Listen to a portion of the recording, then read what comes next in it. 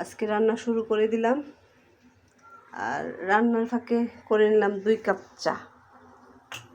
হঠাৎ করে ও বলছে, এমনিতে ছেলে দেরি করে উঠলো, উঠে বলতেছে আম্মু চা খাবো।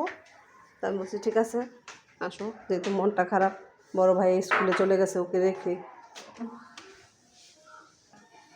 আজ রাগ করেছে, বিস্কিট চায়ের মধ্যে দিয়ে চলে গেছে। আমি একা একা চা খাচ্ছি কেক দিয়ে।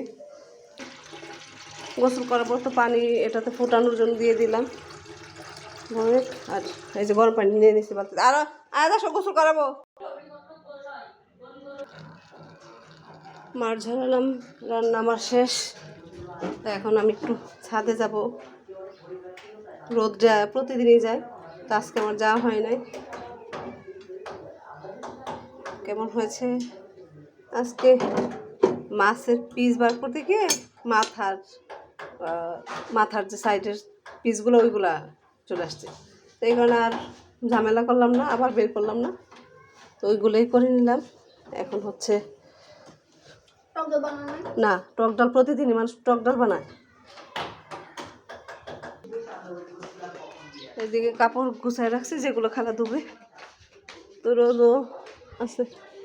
ঠিক আছে, তাহলে আমি আমার ভিডিওটা এখানে শেষ করলাম। এই চুল আসছো আসছো, ও মা গো মাশাআল্লাহ, খুব সুন্দর করে মাথা আঁচড়াতে পারে, চুলটা সুন্দর করে আঁচড়াতে পারে। আসসালামু আলাইকুম।